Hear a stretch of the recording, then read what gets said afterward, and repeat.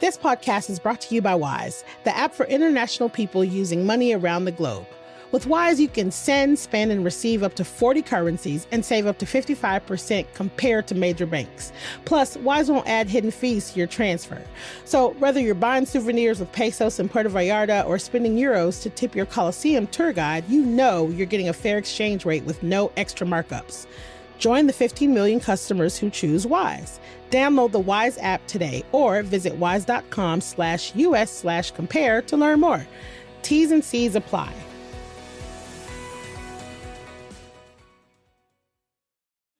Hey y'all, it's Nikki. The Downtown Austin Alliance is holding a new event that I have to tell y'all about. It's called Vibe Downtown, and it's a 2-day experience where you can discover new and old Austin stories through music, art, and culture in historic downtown spaces.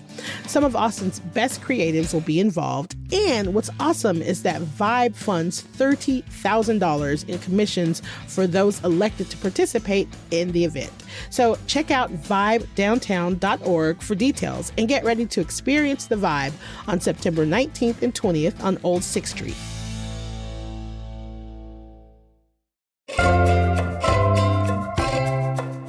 Okay, y'all, we survived another Texas summer, and that's thanks in large part to our local trees, which are essentially the lungs of Austin. We are so lucky to have a fairly healthy tree canopy here, but on the east side specifically, things could be better. So today on CityCast Austin, we are revisiting a conversation about our local trees.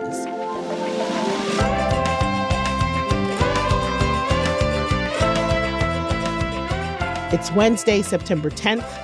I'm Nikki Devon, and this is what Austin's talking about.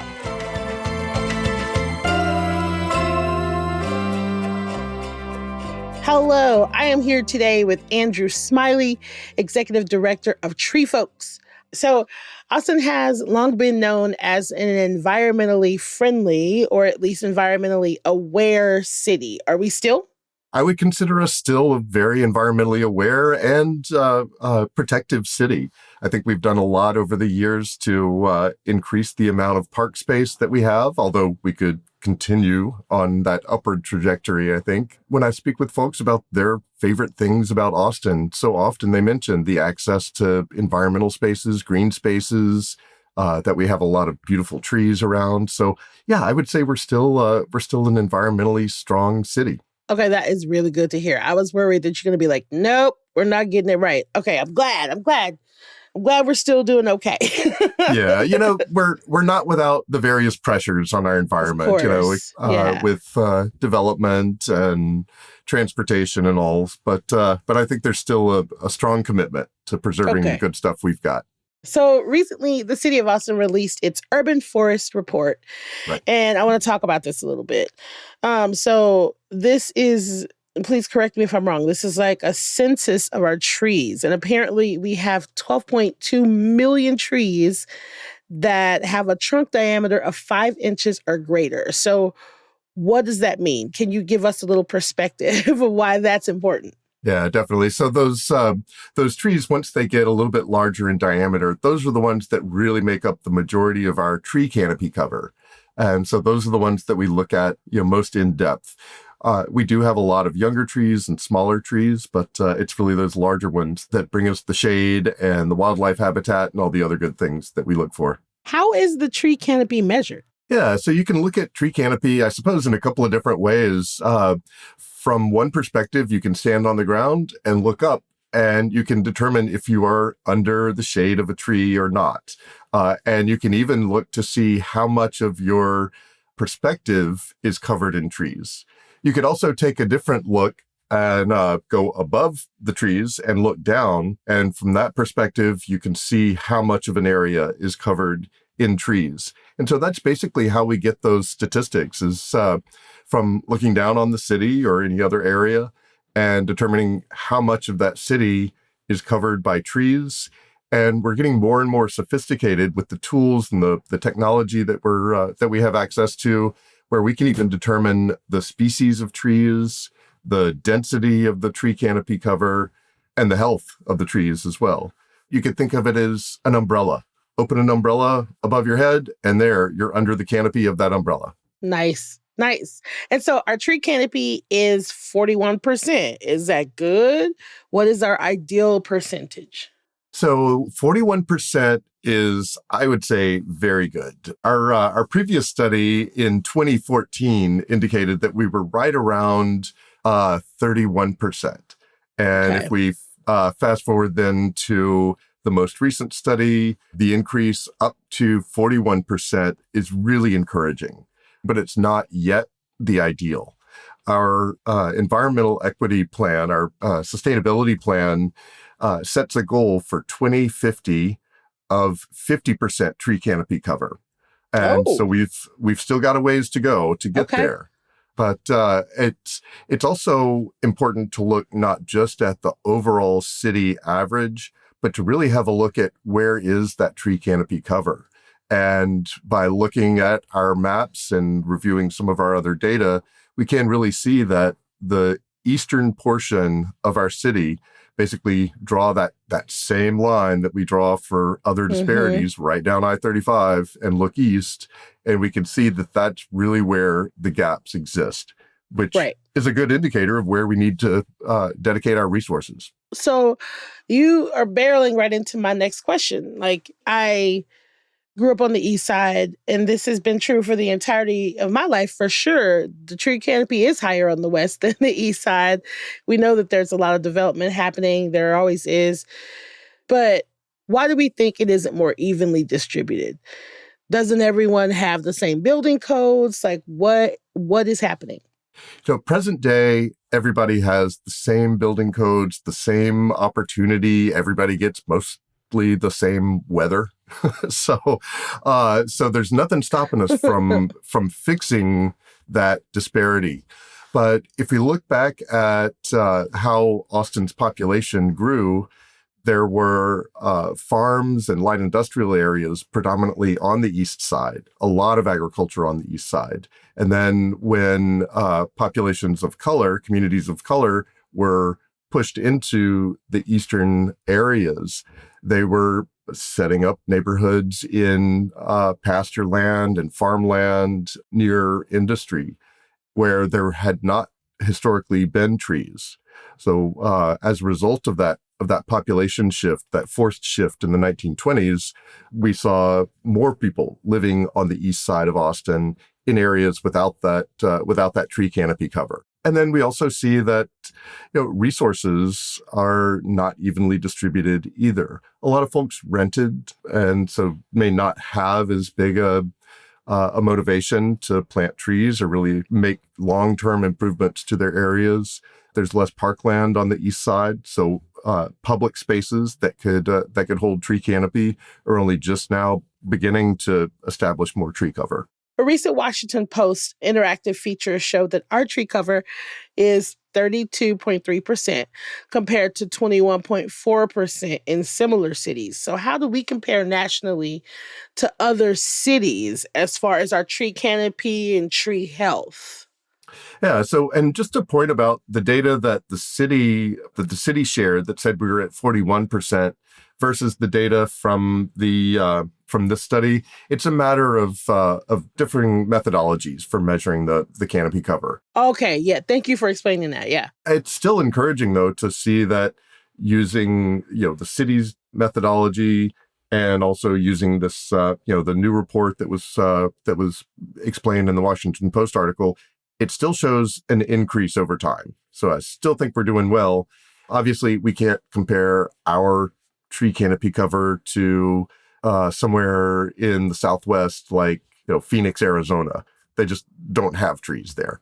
Nor could we really compare our tree canopy cover to somewhere in the Southeast, like Mississippi, Alabama, where there's so much undeveloped land and trees just have the opportunity to grow bigger and stronger. Same with trees in the Northwest, in Washington, Oregon, where the environment is just better for tree growth. And I think we're keeping the hope alive, I suppose, by investing in trees. Yeah. How are we compared to other Texas cities? We're doing really well compared to other Texas cities. And I think that just shows an emphasis on protecting our green spaces. Nice. It's so funny because I remember coming up in high school and planting trees was a big, big, big, big deal. I can't tell you how many, field trips we went on to go plant some trees somewhere, or talking about if we plant these trees now, in 20 years, we'll have X, Y, and Z. Why does a tree canopy matter to our city? Why does it matter how much coverage we have? Yeah, so I think the simplest answer is to go outside in August and stand out in the open sun, and then take a few steps over until you're under a tree, and you can feel the difference. You can absolutely feel the difference in temperature, up to 5 to 8 degrees immediately cooler under the shade. The easiest thing to encourage folks to understand the importance of trees is in the summer, it's hot. It's hot. It's hot. That's it. Period. But we get so many other benefits from trees. If there is good shade around a home, we have to spend less money actually cooling that home. Trees also provide an amazing habitat for wildlife. Trees are also, they're the lungs of the earth. Trees breathe carbon, and they expel oxygen. So as we're talking about better air quality, easier breathing, trees also help trap particulates. So little dust and such out of the air to make it easier to breathe. They're just doing all the work. Aside from just being beautiful to look at and sit under, they're doing a lot of work. That's true. So I live over in East Austin as well. I live in the Go Valley neighborhood. Oh, yeah. Right around the corner from us is a big pecan grove that fortunately the city of Austin purchased the land and is turning it into a park. And it's great to see my neighbors out there at the pecan grove in the fall picking up pecans. So oh my God. We get shade, we get wildlife habitat, we get cleaner air, and sometimes we even get good food. Listen, I'm telling you, Andrew, when I was a kid, my grandma used to take me and my cousins with little sacks. We would go to the pecan trees, any of the little pecan trees that we would find in the city, spread out kind of deep, deep east. We would take sacks and fill up sacks and sacks and sacks of pecans, because my grandma was like, I'm not going to buy them. We could just go right here down the street and pick them up, and I can make all the pies and the food I need. I am an avid pecan picker. I don't know why. It feels really nostalgic and sweet to me. I love it. Well, you'll be glad to know that tradition is alive and well in this neighborhood. We see families out there with, 3 generations of families out picking up pecans. So right over on Tillery Street, that pecan orchard is still thriving over there. So, I'm on Tillery a lot too. So that's a no-brainer for me. So, okay. The Urban Forest Report said we have 67 different tree species, and 30.2% of our trees are ash juniper trees, which is what we call cedar trees. Lots of people do not like these trees because they cause allergies. And supposedly they suck up a lot of water and aren't really attractive. And a couple of bills filed at the Texas legislature this year wanted to allow people to remove the ash juniper trees so long as they're not within 15 miles of a military base. Now, some people might have been excited about that, but why are you opposed? As an advocate for trees, I am interested in protecting all of our native tree species. And the ash juniper is a really critical species in our region. Contrary to what people may think or say or hear, the ash juniper is a native tree to our region. The tree also is vital for the golden cheek warbler habitat. Without those trees, well, we wouldn't have those birds. But I think one of the more important components here is that if we cut down all the ash juniper trees, then we have bare soil, and that creates erosion.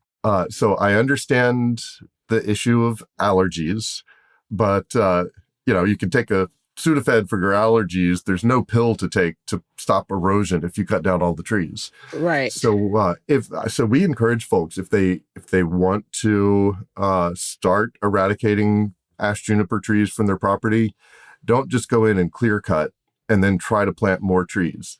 Do some selective thinning and select species of trees that you do want, that you do like, and allow allow a diversified forest to be established in the area instead.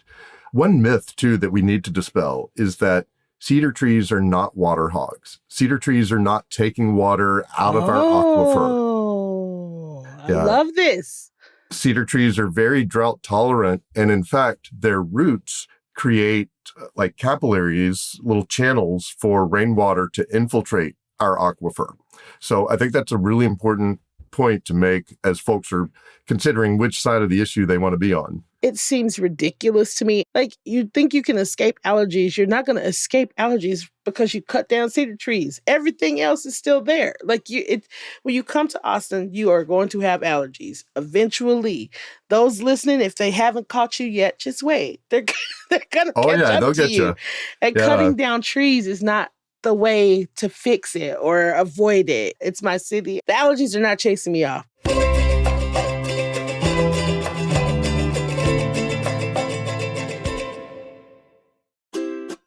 I know that breakfast is the most important meal of the day, but still, I struggle to eat first thing in the morning. I'm looking for something fast and filling that will also give me the nutrients that I need. That's where Huel comes in. It's spelled Huel. Now, I tried their Black Edition vanilla flavored powder, and it is a complete meal. It's packed with 40 grams of plant-based protein, 27 essential vitamins and minerals. There's no sugar added, and it's gluten-free. Also, for you Austinites that like your daily greens, they just dropped a first-of-its-kind Super Greens drink in a can. It's called the Huel Daily Greens Ready to Drink. No powder, so no mixing or mess, and no peels. Just a sparkling, refreshing drink ready whenever you are. So try Huel with 15% off for new customers today using my code AUSTIN at Huel.com/Austin. Fuel your best performance with Huel today. So the American Lung Association's annual State of the Air findings just came out, and Austin is ranked the 39th most polluted place in the country. But we were 54th last year. Does that sound right to you?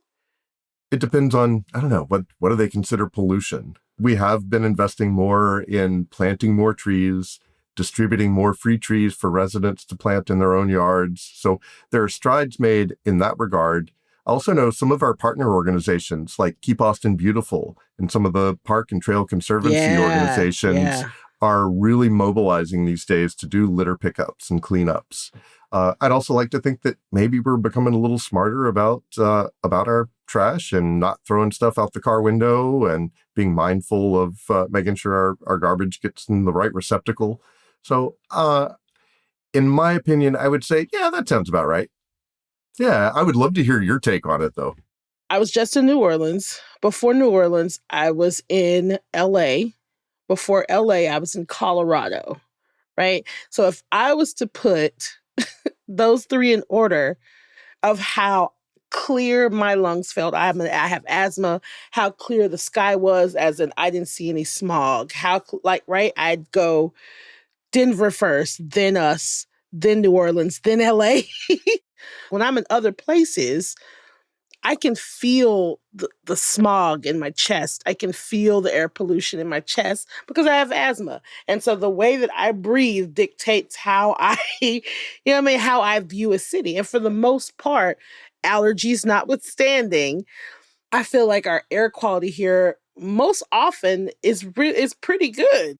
When we had those really unfortunate fires in Fredericksburg, that day I was like, oh, I see okay, this is bad. I can feel the difference here. This is really affecting how I breathe. I think that actually sounds like a pretty solid real life measurement.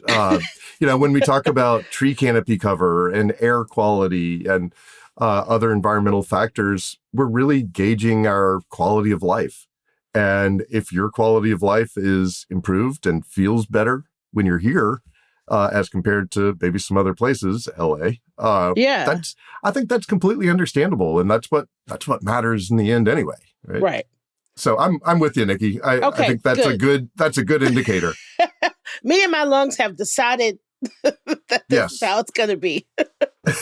And I would love to hear a follow-up report in a few years to see if we are indeed increasing. That's true. That's true.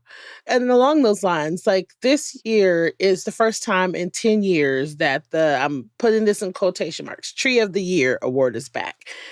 So experts used to do the hard work of nominating the trees, right? Like it used to be handled by experts, but now it's kind of like a popularity contest, and anybody can nominate a tree, which will then be voted on by the general public. And you can have your opinions about what happens when you just have anybody willy-nilly voting for something like this. But like, is this an opportunity for us to get into some environmental activism and learn more about trees so that we can then vote on these trees? Or is it a popularity contest?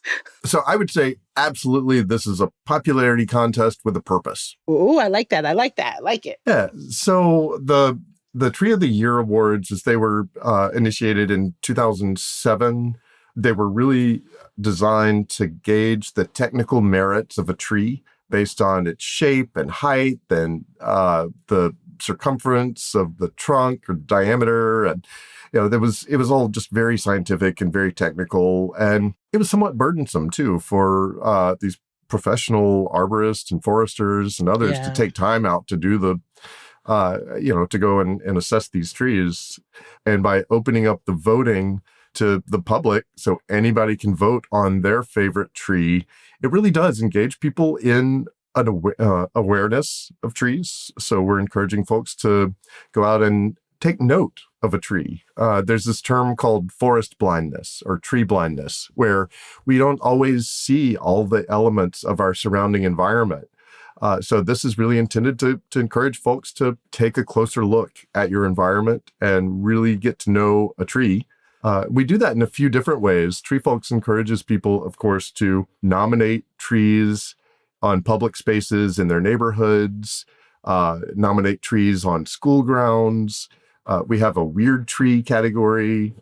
We have a tree story category. So what's the tree with the best story? We have the favorite big tree, favorite little tree, and favorite school tree.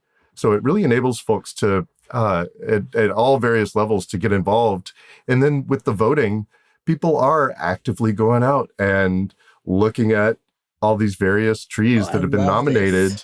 I heard a story recently of a fellow who had moved away for college, came back on a visit over the summer, and took the Cap Metro bus around to spot as many of the nominated trees as he could, so that he could take part in the voting. So, yeah, that's anecdotal, but that's one good story about this getting people out into the community to really notice our trees. I love this idea of just like being aware of the trees around you and taking time to really get to know your neighborhood in that way or other neighborhoods in that way. I love this idea of taking the bus around and trying to find the trees. Do you guys have a cap of how many can be nominated or who's going to vote on them? We don't. No. No cap. I love this. Anyone can nominate a tree.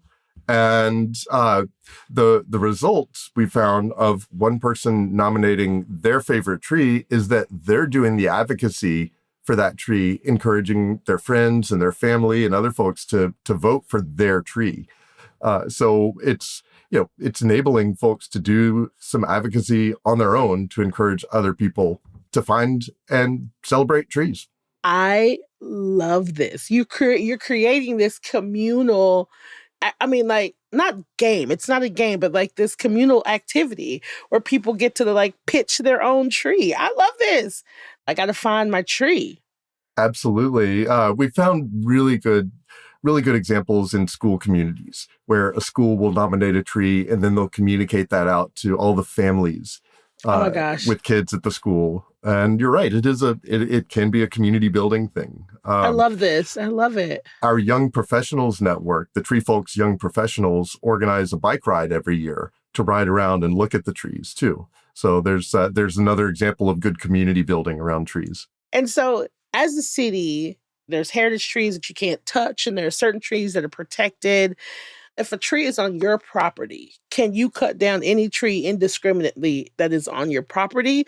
Or does the city have say so in specific types of trees, regardless of where they are? Yeah, so the city actually does have rules in place that dictate which trees you can and cannot cut down. And the reason for that is because let's say one big tree in my yard provides benefit for my entire neighborhood. It provides that air cleaning, it provides the oxygen, it provides the habitat. And so there is a reason that we want to protect our big, healthy, beautiful trees. And so, yeah, the city does have some ordinances in place that govern what trees can and can't be removed. I think that people think when you cut down a tree, as long as you just like plant another tree, everything is okay because you're replacing this tree. Can you explain why that is maybe not the case? So we consider trees to be a valuable part of our green infrastructure, and it takes time to really build tree canopy cover. And by removing one tree with let's say it's got a diameter of 20 inches, if you remove that one big tree and then you plant it with, say, 20 more trees that have a 1-inch diameter, the math works out. 20 inches, but all those new trees are going to take a lot of time before they're able to provide the shade, before they're able to provide the other environmental benefits that one big tree provides. So don't just be cutting down your trees indiscriminately, please. That's right. Okay. So you have me very excited about your, tree of the year, because that's something that tree folks, you guys do that. Yeah, tree folks brought that back. Okay, great. In partnership with the Austin Parks and Recreation Department and with the support of the Stillwater Foundation. Okay, so we got that's coming down the pipe. Everybody needs to be on the lookout for Tree Folks Tree of the Year, so you can get out and hug some trees and talk to some trees and nominate some trees. But is there anything else that you want to add that we missed or didn't talk about? Yeah, so over the course of Tree Folks' 35-year history here in Austin, we have really emphasized community mobilization and getting volunteers involved. And so if people really do want to learn a little more about trees, and if folks see trees as a good solution to address climate change and to build climate resilience, folks can get their hands on that solution by volunteering with tree folks to plant some trees. I would also encourage folks, if they have space in their yard and they need a tree, that in the fall and in the early spring, Tree Folks gives away free trees, so folks can plant them in their yard. Yeah, and we also provide information on right tree, right place. So you don't plant too close to your building. You don't plant under a power line, so that you're planting, the right size tree in the space that you have. And so we do that through our Neighborwoods program that is done in conjunction with Austin Energy and the City of Austin. And this past year, we gave away over 7,700 trees. And we're on track to give away and about 9,000 trees next year. We also just started our Seeds to Trees native nursery.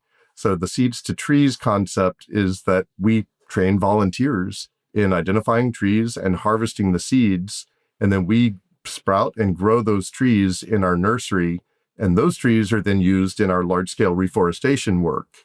In fact, this year we hit a milestone. We planted the first of the trees that we ourselves produced from seeds gathered here locally. It was nearly 14,000 trees that we planted. Wow. Okay, y'all really out here doing a lot of work. I love this. Thanks. Yeah, we're doing, it's serious work. It is fun, and it does help build community, and we enjoy our work. One of the projects that we do is a large-scale reforestation program in a 7-county region here in Central Texas, where we'll provide reforestation services on public and private land in floodplain zones. That helps prevent erosion around creeks and streams. It helps slow down the rush of floodwaters. And also, if you can imagine a tree as a carbon sink, you plant one little seed, and as that tree grows, its trunk and its branches and its leaves, all of that is carbon. So that represents taking carbon out of the air. Yeah. Carbon, a greenhouse gas, of course. And so the environmental benefits of that are pretty astounding. Also, they're measurable. So we are able to track the growth of those trees. And right now we have about 270 acres under management. And all of that is following a carbon credit protocol that enables us to actually generate carbon credits that we can trade to the city of Austin, that we can trade to other businesses, even individuals that want to have a metric to show that they're offsetting their carbon footprint. Oh my gosh, I had no idea you guys were doing so much. This is wonderful. Andrew, thank you so much. Thank you for being here and just bringing me up to speed and talking to me about tree canopies and taking the time. All right, absolutely. Well, Nikki, I appreciate the opportunity to share information about trees and information about tree folks. Before we go, I have a little midweek mood boost for you. Texas Representative James Talarico announced Tuesday he is jumping into the race for U.S. Senate.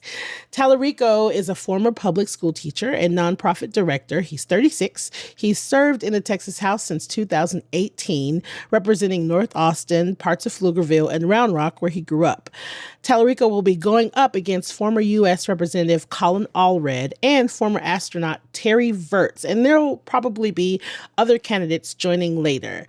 I am so excited that Representative Talarico is finally throwing his hat into the race.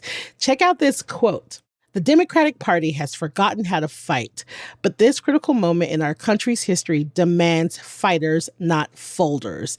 He told this to a room full of Democrats in Hays County in August. He ends the quote by saying, "It's time to start flipping tables." Hell yeah. Hell yeah. So be on the lookout for Texas Representative James Talarico. I'm so excited to see what he does.